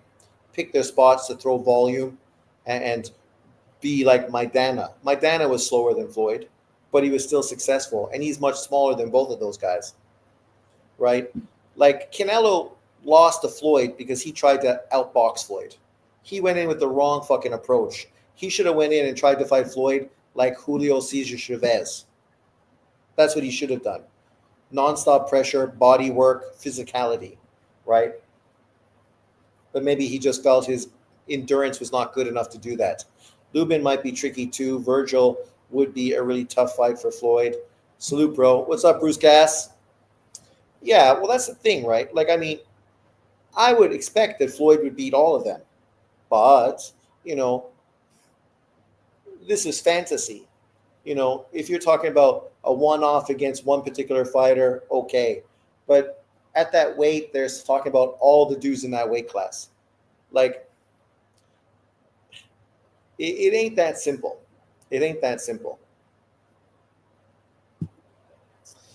Here we go. Inoue versus MJ obviously is coming up. I saw this poll. Was this on Drunk Irishman's channel? But 88% people picking Inoue over Junto Nakatani if they match up. I mean, if you had 88% picking Inoue over MJ, I totally agree. but 88% over Junto. I don't know, man. Once again, we're talking about stylistically a much different fighter than everybody knew he's fought. Tall, long, Tommy Hearns-esque, right? A guy who's going to put that jab out. It's going to be hard for Nui to get past the jab. And once you get by, you got a big fucking unorthodox southpaw fucking straight left coming down the pipe. Crazy uppercuts, right? You know, it's a tough fight. I do favor Nui, especially after I saw the success Nishida had against Junto, just landing punches. I feel if Nui lands punches like that, they're going to be far more effective than Nishida, because obviously Nishida's never been a power puncher, and he had a lot of success going to the body under that fucking right hand. And Inui's a great body puncher. Also, Inui's got a great jab, sharp, and obviously, you know, he may not have the length, but the sharpness and the power behind it is effective. You know, it'll be interesting to see who can establish the jab. It's a great fight. I mean, all I can say is I'm super excited to see it. I can't wait. And whoever wins, I don't care. I think it's just a great fight. I do favor Inui though, but 88-12, that seems a little fucking extended to me. I wish we could have got Bam versus Junto first. Me too. Yeah. But Bam would rather fight unknown South African fighters to unify titles that nobody cares about, when you could move up and take on a Junto Nakatani in a fight that could make you millions of dollars. But, and potentially set you up for a Nui fight, which would make you millions of dollars. You ain't getting paid millions of dollars to fight some unknown fucking South African guy. You ain't getting $1 million to fight some Argentinian guy named Puma. You might make a couple $1 million to fight an old-ass 38-year-old Roman Gonzalez. But even that, I think the money is not going to be that high, because Roman is literally fucking 38 years old. And then, of course, we got Norman versus Sasaki. I've already broken this down. I got Norman stopping Sasaki. I think his hand speed and power is just going to be too much for the Japanese fighter. But don't get me wrong. I would love Sasaki to win the fight. Nothing I'd like more than Sasaki to become the first welterweight Japanese world champion. I would love that shit. And I would love it specifically because I know fucking it'd break John's heart. Break his heart. Break his little heart. And I'm not saying that because I hate Norman. I just am spiteful. That's all. I'm spiteful. I'm like that. But for me, it's all fun and games. I expect Norman to win. I wish we could have got Bam. Yes, that's why I had to pump my brakes on Bam just a bit. He's still only 25. He is only 25. But think about some of the great fighters in boxing history and what they accomplished at 25. Only because of guys like Tank Davis do we now say he's only 25, right? Because that's what people said about Tank Davis. He's only 22. He's only 23. He's only 24. He's only 25. He's only 30. He's only 35, right? All to make excuses about why his career fucking has stalled. The truth is, at 25 years old in the smaller weight division, I mean, Roman Gonzalez was already a fucking multiple weight world champion and fucking probably doing more than Bam is doing right now. Inui definitely was doing more at 25 than Bam is doing right now. Junto at 25 was doing more than Bam is doing now. Right? You know, chasing fucking pound for pound fights is the way to go. Fighting for unification, I get it if there's nothing else available, but there's bigger and better fights available. That's true. Tio was 23 when he beat pound for pound number one Loma. Exactly. You know, fucking Benitez, was 18 when he became a world champion. 18, right? Like at 25 years old, you're literally physically in your prime. Mentally, you're not, but physically you are. Obviously, you could still improve over the next few years because mentally you're just going to be more mature and you're going to be smarter and you're going to learn a lot more in the ring. but you're never going to feel better physically than you feel right now. 25 fucking years old? Who felt fucking bad at 25? At 25 years old, I was fucking dunking and I was hitting fucking big spikes on people's heads. At 5'10", I was playing fucking university volleyball. Actually, younger than that, sorry. At 25, I already stopped doing all that. But at 25, I was still fucking at my peak. Maybe 23, I was more active. But 25, there was no sliding. Then you get to 30 and you feel it. 30, you definitely feel something different. At 40, I mean, you fucking stop counting at that point. And at 50, yeah, you harken back to the fact that I can't even remember how it felt to be young and fucking active, right? He's in his prime. You got to fucking capitalize on that shit while you can. Here you go. I thought this was a great question. Let me know what you guys think in the comment section below. So who will be boxing's next superstar? Obviously, there's other fighters that potentially could be on this list, like Abdullah Mason and others. Azuma Nelson, Danny Lopez, Wilfredo Gomez, rest in peace, Sanchez. Salvador Sanchez at 25. How old was he? 23, yes. Salvador Sanchez had beaten, I believe, 3 Hall of Fame fighters by 23. That's it. He became a legend by 23. Bam, Keyshawn, Moses, and Jaron Boots Ennis. I would say, to be fair, out of the guys on this list, it would probably be best to take Jaron Boots Ennis off the list and put Abdullah Mason on it, right? Because he seems to be, I think, kind of more at the same time frame as these fighters. You get 3 Americans, 1 Brit guy, 1 heavyweight. So, I mean, to be fair, we know the heavyweights are always going to get far more attention than other fighters. Moses is going to get huge fucking attention and be in front of a bigger crowd than probably all 3 of these guys' biggest fight crowds put together in his fight against my man, Dillian White, right? That's going to be a huge venue, huge fucking outpouring of fans. It's going to be giant. Bam, obviously the smallest fighter on the scale. You're never going to be a superstar when you're that small. I mean, Inui is almost a superstar, but that's because he's got Japan behind him. Manny Pacquiao was a superstar because he had the Philippines behind him. Being an American, you're never going to have America behind you, not in the same way. Keyshawn, I thought, was the guy that was on that fucking precipice, but he kind of shot himself in the foot. But it's going to be hard to compare with Atama, a heavyweight, right? Moses is fucking exciting, well-spoken. He's a heavyweight. He's from the UK, who's going to get his back in a big way. They already know how to produce stars in the UK because they've developed quite a few heavyweight superstars already. And then you get Saudi Arabia money behind him as well. Man, I think it's an easy fucking one to circle the heavyweight, in my opinion. But let me know what you think. Davis might just be the biggest weight bully in boxing. I was shocked at how much size he had on De Los Santos. Well, no, it's because he fucking chose not to make weight. But he's not really a weight bully. John Boxing, try not to laugh. Atama has fought nothing but cans, and now it has been. Yeah, he's a fucking up-and-comer. What do you want? What do you want from him? He's far younger than anyone on this list. Keyshawn is 26. Boots Ennis is like 26. Bam is 25. Moses is 20. Who do you think he's going to be fighting at 25 and 26? He's going to be a world champion, unifying heavyweight titles, making tens of millions of dollars by the time he's the same age as them. Let's just keep it real. Who was Bam fighting at 20? Who was Keyshawn fighting at 20? Fucking, we know Jaron Ennis was fighting nobody at 20.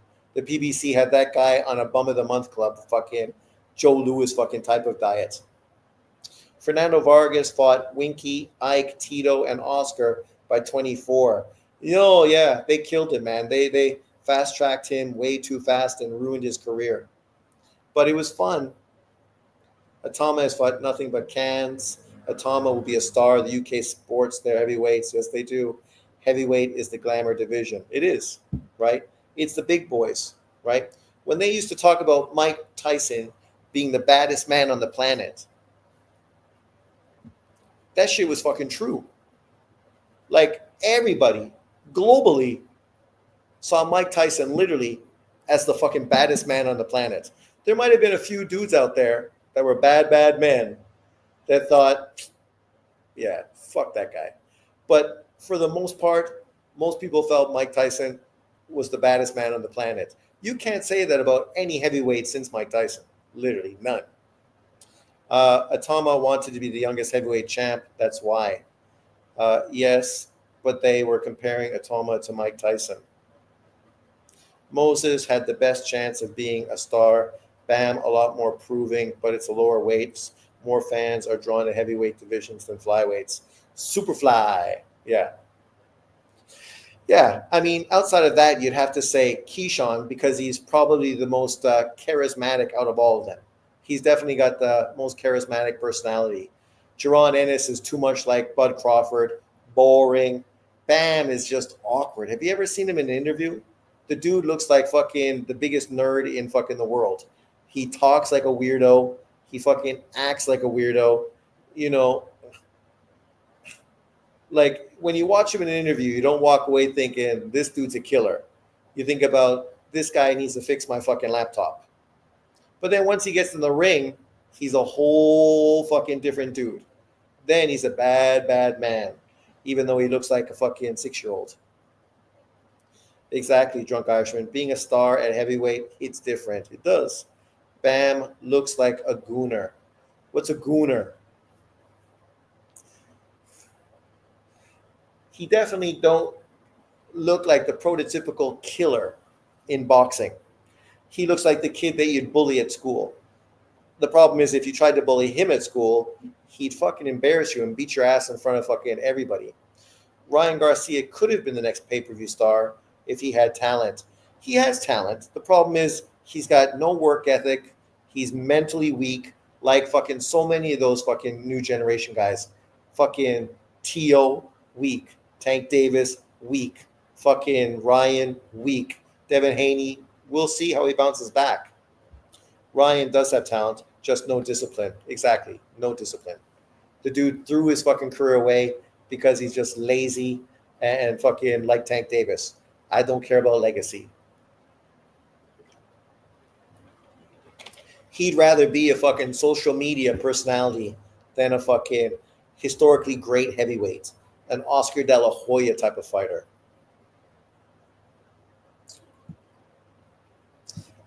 Here we go. WB orders Sam Noakes versus Abdullah Mason for the vacant WBO lightweight title. I mean, this was obvious. I said all along that it was very likely that after Keyshawn Davis beat De Los Santos, he'd be moving to 140 pounds, and that Top Rank would slide Abdullah Mason in for that WBO title. And of course, Keyshawn made it easy, and that's exactly what happens. The question is, after Abdullah Mason beats Sam Noakes, are they going to put him in with Raymond Murtala? Are they going to put him in so quick against top-level opposition, or are they going to kind of slowly let him get some defenses and continue to build up as a world champion, kind of like they did with 29-year-old fucking Deontay Wilder? Yeah, an Arsenal fan, but I don't understand the reference with him. That's a gunner. I'm surprised Benavidez isn't on the graphic. Him and Boots are basically the same age. Yeah, but Benavidez already had like 3 fucking pay-per-views and no one gives a shit. He's going to go fight Zerto because no one gives a shit. No matter how much fucking the usual suspects cry and moan. Clubs are called the Gunners. Fans are the Gooners. Soccer talk. Actually, I'm watching this guy right now. Anyone that likes football knows him, UK guy. He's actually talking about Arsenal right now and how the new squad is going to work out now that they added Zulamendi to the midfield. Good addition. Did someone say Zerto? Ta-da! Someone's ears peaked up. Boop, boop, boop, boop, boop, boop, boop. Zerto, Zerto, Zerto. So the question is, Drunk Irishman, do you think David Benavidez will beat Zerto, expose him, and claim greatness to real Mexican-American fans? Or do you think Zerto will expose David Benavidez for the bum-ass, overrated fucking fighter that he is? The typical PBC fucking fanboy. Let me know what you think. And here we go. I saw this list, and I know John Boxing fucking shit himself and just talked about how Turki Al-Sheikh is so racist. And now, of course, the pound for pound rankings are all racist because they just don't want to give the fucking, what is it? Foundational black man his credit. I don't know where that fucking term ever came from. That's a new thing. It's kind of like I have black fucking, what is it? Black guilt, black something. What do I have? Black tiredness. I'm exhausted. Black exhaustion. So now they came out with fucking foundational black men. Does that mean, so if I'm an African and I move to America, I'm not the same? I don't get the same privilege as normal black Americans because I'm not foundational? Fatigue, that's what it is. Black fatigue. Oh, I'm so fatigued I can't even remember the fucking term. Zerto for the win. There you go. Wow, Sean. Zerto is a good boxer. He is. He's a good boxer. But look at this ranking. Let's see if I agree with it or not. So Usyk number 1, I agree with. Benavidez at number 2.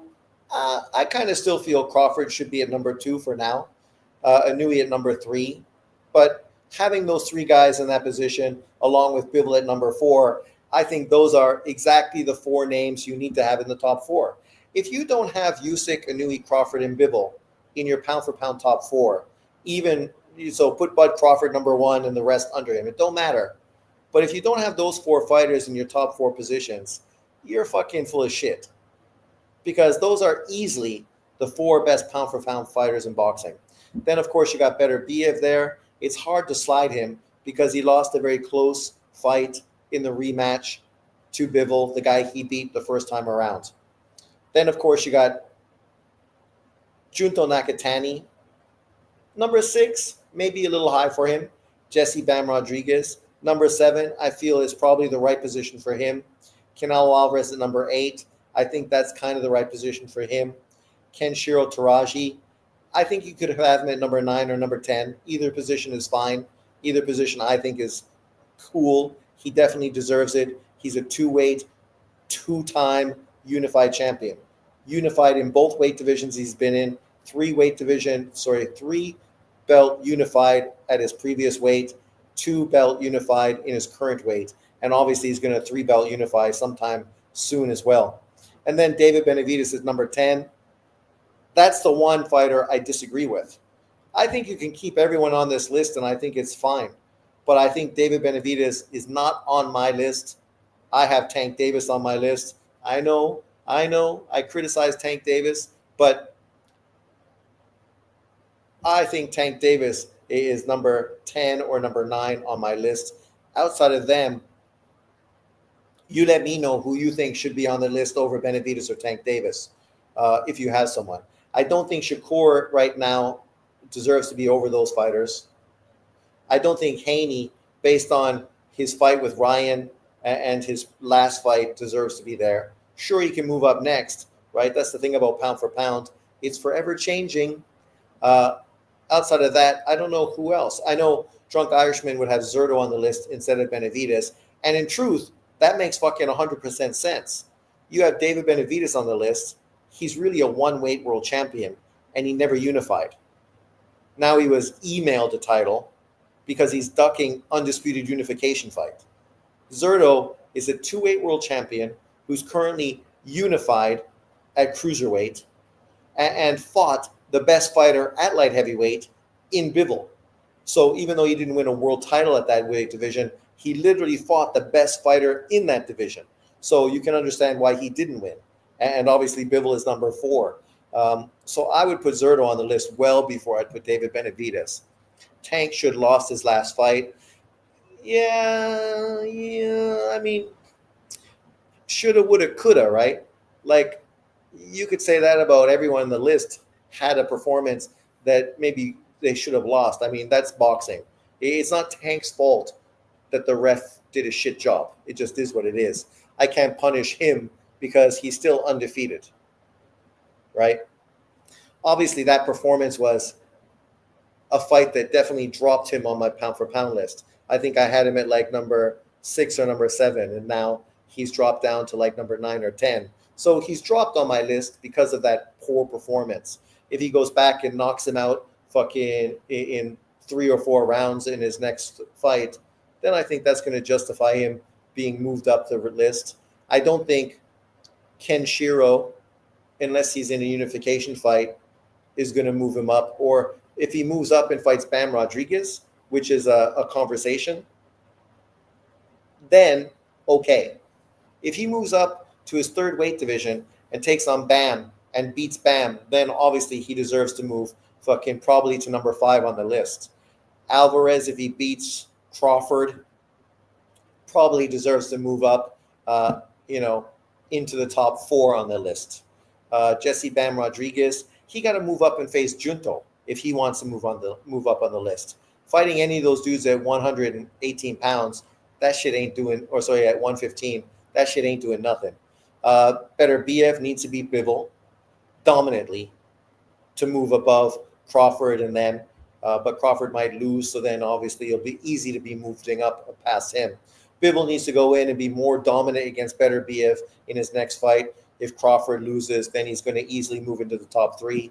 Inoue needs to beat Junta Nakatani to move up to number 1, as far as I can see. And Usyk, I don't think there's anything Usyk can do. Obviously, he's number 1 now. If he beats DeBaugh and beats Parker, he's going to retire. And then obviously he's not going to be on the list, and that position is going to open up for other people. So, Teo's 2-time lineal gets no love. Oh, come on. Teo don't deserve to be top 10 based on what he's been doing ever since he moved to 140 pounds. One good victory against fucking Taylor. That's all he's done. Outside of that, all his performances have been mediocre at best. And he's fucking talked too much bullshit and done fucking too little. Tank Davis, you can question his level of opponents, but he's dominated and destroyed them like Golovkin did when he was ranked high on the list as well, right? You got to give guys love for doing what they're supposed to do against the level of opponents they're in with. Teo ain't doing that shit. David Benavidez didn't do that shit at fucking light heavyweight. Kenshiro, he did. He got a fucking sensational knockout in the fight of the year this year to unify titles. Alvarez, disappointing, hasn't lived up to expectation. Bam fucking destroyed Estrada in maybe the best performance of his career. Junto has been destroying everybody. Beterbiev was destroying people until he ran into Bivol. Crawford, once he moved up to 154, I knew he's been destroying people. Usyk's been fucking fighting great. Unbelievable. Now the LDBC failures are saying that Turkey is killing boxing. So making more fights than we've ever gotten in history and making us pay less money for it is somehow destroying boxing. Like, please explain fucking that to me, because I have no idea how that fucking makes any sense in the world. But these dudes are fucking douchebags. Terrible for boxing. They want Devin Haney to be pound for pound number 1 just because Devin's dad pays them money. Like, you can't make this shit up. I have Bivol number 2 at pound for pound. His run since 2021 has been incredible with 3 monster wins. True. Yeah. If you put Bivol at number 2, I can't disagree with you. Like I said, the top 4 fighters, those 4 guys are fucking there. Should be on everyone's list. What's up, TJO? Now the LDBC, yeah. Where are we? Only one black fighter on the pound for pound list, and it's the black fighter that the LDBC has been hating on for years. Can't make it up. I know, that's the irony. Because PBC fighters are fucking hype jobs and overrated, as we've been saying all along. And every time they fight a fucking top-ranked fighter, they get fucking beat up. Yeah, Crawford told the LDBC he's destroying boxing for them. for them because their narratives are fucking being exposed, right? Like, if you wanted to think about a black American fighter that should be on this list, Tank Davis, okay, on my list over David Benavidez. I mean, he's a 3-weight world champion. Benavidez is a 2-weight world champion. So I don't know how you could justify David over Tank in any fucking imagination of the world, but okay, whatever. It is what it is.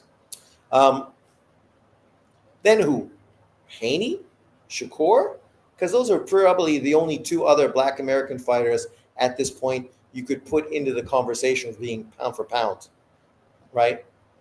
I mean, I know John would have O'Shaquie Foster on the list, but he's a mental case. So, that says everything you need to know. Mental case. But, yeah, that was the final one of the day. I thought it was a good way to end the show with a statement. I know you're watching. I know you're going to make a video fucking shitting on Ring Magazine and Turki Al Sheikh being racist, not giving foundational black Americans any love. But I did. I gave him love. I got Tank on my list. That would be 2. 2. The irony is, if you guys can tell me what other black American currently do you think deserves to be on this pound for pound list based on who they've been fighting and what they've been doing? Anybody? I mean, I know Champside would have Boots Ennis on his list.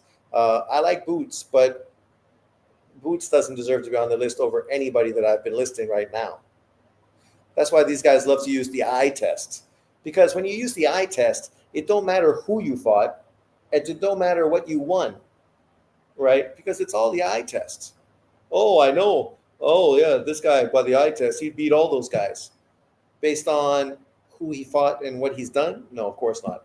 Are PBC fighters even at the pro box level? Well, they are fighting pro box level opponents. That's what they're doing, right? That's what Tank Davis just did. Fought a pro box level opponent. That's what they're doing. They're scraping the barrel because that's where they're at right now. They don't want to fight any legitimate top fighters from other promotional companies, so they're picking fucking refugee fighters who are fighting on pro box. No audio. Me? No audio? You can't hear me? Hello.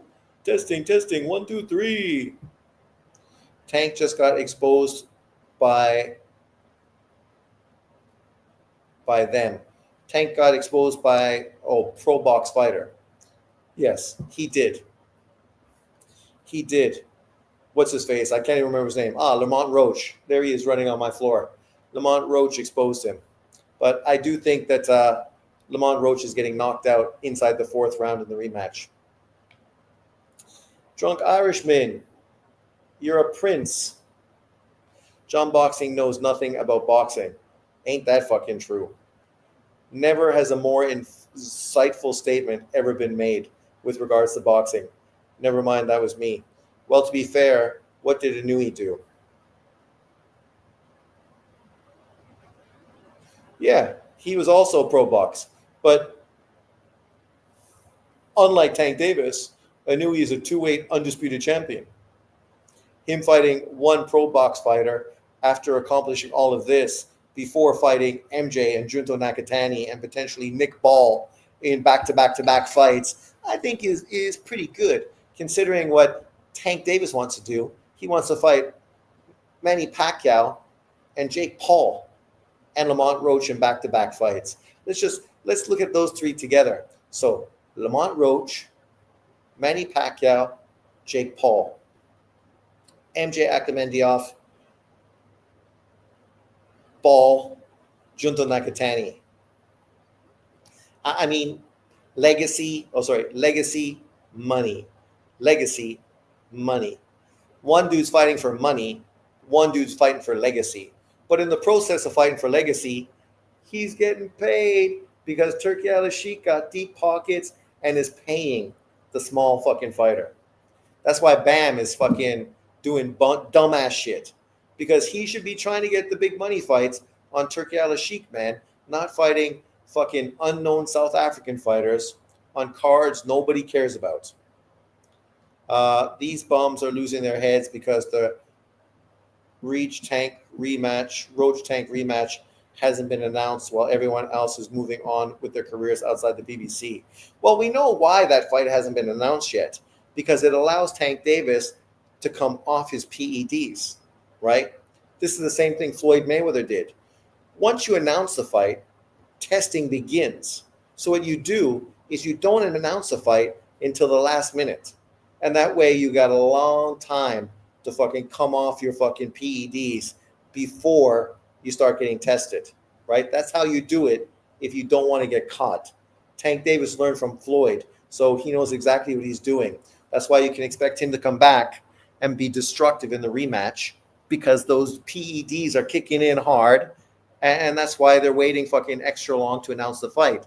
Lamont Roach, Tank Davis, they're both in training. They both know the fight date and the fight's happening. It's just for the fans that have to pay $85 to watch the fight. It hasn't been announced publicly yet. Is it on BoxRec yet? John's going to get upset because I'm saying Tank Davis is on PEDs. Yeah, but I think everyone's on PEDs, especially dudes that take fucking years to announce their fights. We know how that fucking rolls. We know why people do that. That's been a long fucking uncovered fucking scenario. Everybody knows that shit. Floyd made that shit popular. Juice fucking head that he was. That dude was juiced to the gills. Yeah, still not listed. They're waiting. Waiting long. Tank is just a NWO mascot. Money is what you take from the sport. Legacy is what you give back. I wouldn't pay 10 pence to watch Tank. Grievous, you can't say that. Americans don't know what the fuck you mean. How much is 10 pence? You got to put it in fucking dollars. Dollar bills, y'all. Dollar bills. 10 pence. What's that? 50 fucking cents? 25 cents? It's not a lot of money. I don't think it's even $1, but maybe I'm wrong. It's been a long time since my grandmother used to send me fucking English money, which was excellent because it was worth way more than Canadian money. So cashing that shit out, I was getting paid big bucks. Big bucks.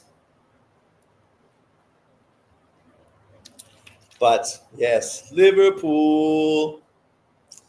Man, it's going to be a sad year next year for all those people that aren't Liverpool fans when my team fucking runs rampant on motherfuckers. Even though I'm excited, Arsenal's team's going to be good.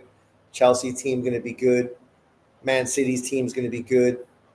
Teams are fucking stacked, man. It's going to be a fun year. But no, I don't think it's 10 cents, though. It's more than 10 cents, right? Because a pound is worth more than $1. What's a pound worth? $3 right now?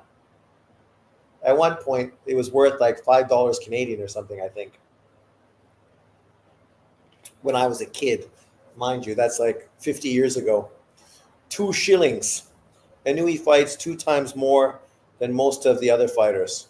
Yeah. Don't miss Game 5 tonight or this morning. It'll be in the morning my time. Just as I'm going to class, I'll be able to watch the first half. Any good fights this weekend? As a matter of fact, there are. Let's check it out. It should be on my prediction league by now. There they are. So, starting early this week, Thursday, because it's in Japan, Brian Norman is going to fight Jin Sasaki, which is great. It means fucking Thursday night, when I come home from work, I can watch fucking that fight normal time in Taiwan. Then you got an undercard fight, a world title fight for a vacant IBF title, 2 fighters I'm unfamiliar with. Ria Abe's on the undercard as well, against some up-and-coming young Japanese fighter who's 8-0-2 with 5 KOs. David Stevens is fighting some Russian dude. Galia Fai is fighting this weekend for that interim WBC flyweight title versus Francisco Rodriguez Jr. Great opponent, great fight, a real legitimate test. Peter McGrail is fighting. Rashidi Ellis is fighting. John Boxing should be making a video this weekend. His favorite fighter is fighting Rashidi Ellis against who? Josec Ruiz, 24-8-3. Because that's what Rashidi Ellis is. A bum-ass fighter that ain't fighting fucking anyone worth talking about. But he could beat Boots Ennis. Callum Walsh is fighting. That's a big fight. UFC Fight Pass, right? They love that Irishman. 13-0, 11 KOs. On the undercard of that fight, you got a good fighter, Uzbekistan fighter, Umar Zambekov. 11-0, 8 KOs, fighting Romer Angulo. We all know Romer Angulo. Good, solid fucking opponent at 168, 175. 28-3, 23 KOs in an 8-rounder. Yori Yeritsin is fighting 21, 16 KOs against Vernon Brown. Could be a good fight. Vito Melenicki Jr., PBC's favorite white boy, is getting back in the ring. Jai Tucker, looking good now after that one loss and one draw. He's looked much better recently. 14-1-1, 6 KOs. Damian Kanaba, 15-0 with 9 KOs is fighting. And America's favorite Korean, Brandon Lee, is fighting this weekend as well. When was the last time this dude fought? The PBC, man. Like, now Brandon Lee's fighting on ESPN. The PBC, fucking, they lost everybody. But Brandon Lee, 29-0, 23 KOs, is fighting Elias Arroyo, 22-5, 9 KOs. No power at 140 pounds. So, you know, there's some good fights. Obviously nothing that's going to make people fucking go crazy, but still some good fights nonetheless. About time Arsenal won the league. You know, the question is, who's Arsenal going to sign for their striker? I think they fucked up last year when they didn't sign fucking Tony. They should have signed fucking Ivan Toney, coming off of that great performance in the Euros. He fucking would have been the perfect striker for them. Experienced, played in the league. You know, it wouldn't have been no adjustment at all for him, right? But now you're going to get, some 23-year-old, 22-year-old kid from the German league whose numbers are okay. I like him. He looks good. He looks like he's got upside, but they don't need a guy with upside. They should be trying to get Osimhen. I think Liverpool should get Osimhen. Osimhen's great. He's a hold-up player like Drogba. He's fucking great in the box with his head and his feet. He's dangerous, man. You know, I think he's great. The year Napoli was dominant is because he was fucking killing it.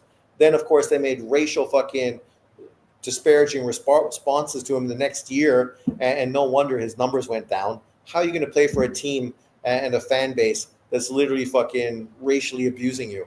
Your own fucking team, right? After you led them to the best fucking performances they've had in maybe their career. So, I think he's great. I'd love to add Osimhen. I heard somebody saying that he doesn't fit Liverpool style. What do you mean? Him and Wirtz with Salah and Diaz? Oh my God, come on. That would be a fucking dynamic fucking front line. Unbelievable.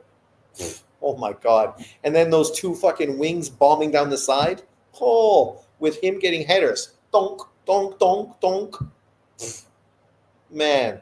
And when you're with teams that like push back, right, and sit the bus, you need a motherfucker like him. A dude that's a menace in the box. A guy that fucking is 6'3", 6'4", can get a head on the ball, and has great feet. But I'm just a fan. I'm not a fucking GM. So what can I say? Lee should beat that dude easily. I remember when certain people were saying Rashidi Ellis was the next best thing since sliced bread. Clueless fans. Yes, John Boxing. That's when JB was saying he was better than fucking Boots Ennis. Better than Boots Ennis. Fuck Arsenal. Let's go Liverpool. Liverpool. Man, the strong get stronger. It's, you know what's funny is Liverpool finally spends like that much money like Chelsea and Man City have spent. and Arsenal, right? All those other teams already spent 100 million. Liverpool finally does that, and people acting like Liverpool is fucking ruining the fucking league. Man City spent over 250 million in the winter break, and they're going to spend 200 million in the summer break. So they're only almost going to be like Chelsea spending $500 million in one fucking season of transfers. But Liverpool spending 300,000 in 2 years of transfers. Somehow that's crazy because last year they didn't fucking sign anyone. Sorry, they signed a keeper who they didn't keep. They couldn't play until this year. On the ED, John Carling, Black Label, Black Label. Black Label, man, in South Africa. It's good beer down there. Down there. But thanks, everyone, for jumping in. I got to get a shower on and get ready to go to bed. Got to work tomorrow. So thanks for jumping in. I appreciate it. See you guys later this week. As I said, I'm finally going to upload that Cuban fucking video, which I've been talking about. I did it once. It just didn't work. So my motivation to do it again, I got to give myself a chance to psych myself up once again. So that'll come later this week. But stay tuned for that and more. And Thursday, big card in Japan. Peace out. Have a good one.